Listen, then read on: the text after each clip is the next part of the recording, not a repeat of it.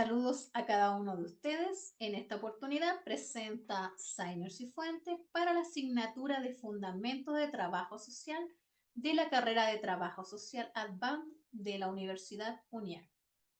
Comparto con ustedes mapa conceptual que tiene por objeto poder describir los fundamentos y principales aspectos del trabajo social y su evolución histórica. El trabajo social desde su génesis y en su desarrollo es observado tanto como una disciplina, así como una profesión.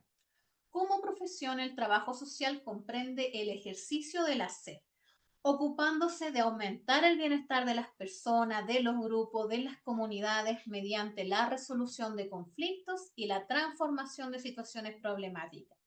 Como disciplina, el trabajo social obedece al conocer, desde una actitud investigativa y una producción de conocimiento. En este sentido, podemos decir que el trabajo social está relacionados a ambos aspectos. En este sentido, el trabajo social es una profesión basada en la práctica y a la vez una disciplina académica que promueve el cambio y el desarrollo social.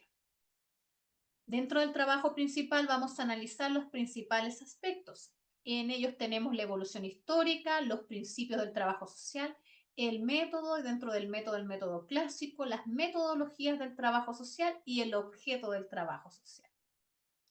En la evolución histórica, el contexto a analizar es el contexto latinoamericano y nacional. En él encontramos 4 etapas, comenzando con la etapa de preprofesionalización. Esta etapa comprende desde 1920 a 1930. En esta etapa lo vamos a ver que se realizan una serie de acciones desde la caridad y la filantropía. Estas acciones tienen una lógica asistencialista, entregando ayuda directa al necesitado, mediante dinero, alojamiento, alimento, etc. A mediados de esta etapa, se crea en Chile la primera escuela de trabajo social en el año 1925 y también es la primera escuela de trabajo social en Latinoamérica. Con esto se da por culminado en Chile esta etapa, pero en los otros países sigue avanzando hasta 1930. La segunda etapa que vemos es la etapa de la profesionalización que abarca los años 1940-1950. En esta etapa seguimos con una lógica asistencialista, pero paulatinamente va a ir en abandono.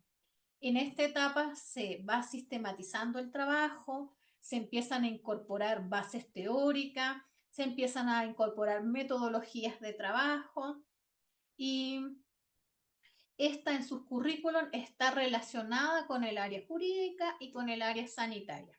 Y paulatinamente, con el paso del tiempo, se va alejando de ella, constituyéndose ya como una malla curricular netamente basada en ámbitos del trabajo social y abandonando la sanitariedad. Luego tenemos una tercera etapa, que es la etapa de reconceptualización, que abarca del año 1960 a 1970. Esta etapa es sumamente importante porque la reconceptualización nace con los pensadores chilenos y argentinos y tiene un auge en Latinoamérica. En la etapa de reconceptualización, lo que se desarrolla es un pensamiento crítico de la profesión. Acá algunos autores como Kirchnerman dice que surgió como un brote de rebeldía, que no solo significó una autocrítica a la profesión, sino que una revolución del pensamiento y un desprendimiento del modelo norteamericano.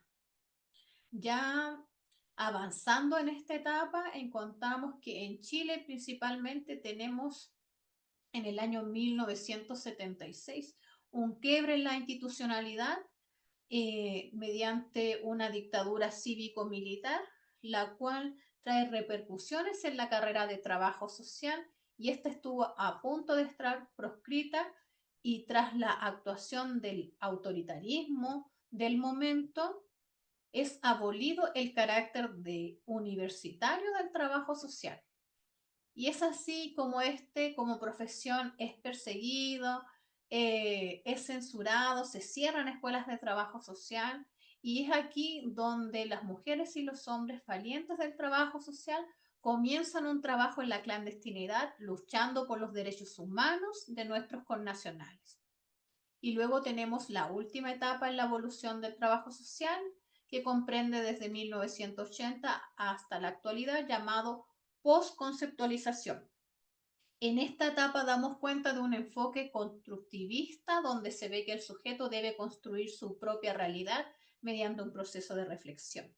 Y también vemos un enfoque de desarrollo humano donde se pretende la autorrealización del ser humano mediante la satisfacción de las necesidades básicas. En esta etapa es importante el año 1990 para Chile, ya que volvemos a la democracia y con ello vuelve la profesión a estar en el ámbito de trabajo y principalmente eh, con un ámbito de ver la superación de la pobreza mediante una política pública.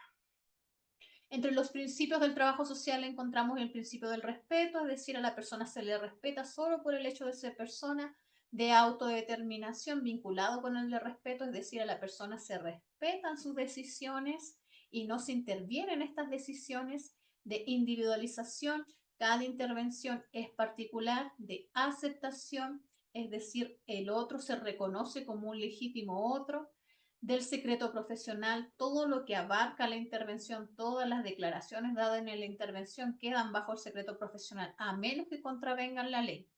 Y finalmente tenemos el principio de no enjuiciamiento, es decir, debemos trabajar tratando de desligarnos de los prejuicios que tenemos personales. Otro aspecto principal es el método. El método nos habla de un modelo donde se entrega un marco conceptual en el cual el trabajador social va a desarrollar las descripciones, los análisis, las fundamentaciones, las proyecciones discúlpeme. Y este método clásico encontramos que tenemos el trabajo social de casa y familia, el trabajo social con grupo, el trabajo social con comunidades. Y estos tres a la vez tienen un proceso metodológico que se puede analizar a la luz de la persona que vive el problema, de la intervención, del procedimiento y del objetivo. De la persona que vive el problema en caso y familia, vamos a hablar que esta persona es un usuario o un cliente. Respecto del grupo, vamos a ver que se trabaja una parte o el grupo completo que está inserto dentro de un sistema social. Y dentro del trabajo con comunidades se va a trabajar con el colectivo. Respecto de la intervención en caso y familia se realiza mediante una relación terapéutica de uno a uno, una relación interpersonal. En lo que concierne al grupo, el trabajo se va a hacer dentro del grupo y se va a intervenir de manera general. Y en lo que concierne a las comunidades, se van a ver distintos niveles de intervenciones. Puede ser una intervención microsocial, mesosocial o macrosocial, pero siempre trabajando desde el colectivo. En lo concerniente a los objetivos de caso y familia están relacionados con la superación de la situación de vulnerabilidad, de carencia o de necesidad. En el grupo, el objetivo es que éste pueda lograr interacciones para mejorar su calidad de vida y para fortalecer sus competencias. Y respecto a las comunidades, el objetivo de las comunidades es lograr el desarrollo social. La metodología del trabajo social nos habla de un proceso ascendente y creciente de acumulación de conocimientos y de experiencia. Y también encontramos un procedimiento lógico. Tenemos una primera etapa de conocimiento en la cual se va a recabar la mayor cantidad de datos, tanto de fuentes primarias como de fuentes secundarias. Tenemos una etapa de planeación en la cual se va a establecer las directrices, los lineamientos para acciones futuras y ellos se pueden hacer mediante la creación de una carta GAN, por ejemplo. Se va a determinar el objetivo general de intervención y los objetivos específicos. Y luego tenemos una etapa de intervención, la cual es la intervención propiamente tal, donde estas acciones planificadas con anterioridad se ponen en marcha, se ejecutan para poder lograr como finalidad el objetivo general y los objetivos específicos. Y finalmente tenemos el objeto de intervención, el cual ha variado con el transcurso de las épocas, es visto por diferentes autores, pero en general el objeto va a responder a la pregunta ¿qué vamos a intervenir? Y finalmente lo que vamos a intervenir es la realidad social. Y entendemos que esta realidad social tiene una parte objetiva y una parte subjetiva.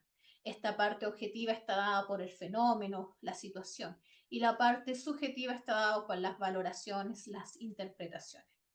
De todo esto podemos concluir que tanto el objeto de la intervención como el método clásico en su trilogía, como la metodología, obedecen a un contexto sociohistórico y este va a estar influenciado por diferentes factores, por factores sociales, por factores económicos y factores políticos.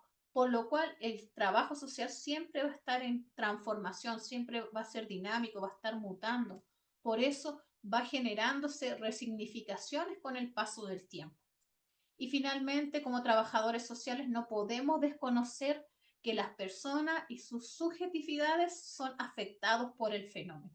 Y por ende, las intervenciones que vamos a realizar deben tener el carácter de fundada, deben conocer el contexto histórico, deben conocer el contexto que vive cada una de las personas, de esa manera incorporarnos de manera participativa. Y es así como de manera conjunta el profesional con los sujetos revestirán de validez una intervención. Y finalmente es a esto lo que aspira toda intervención, que ésta tenga un carácter de validada por la comunidad. Muchas gracias por su atención. Nos vemos en una próxima oportunidad.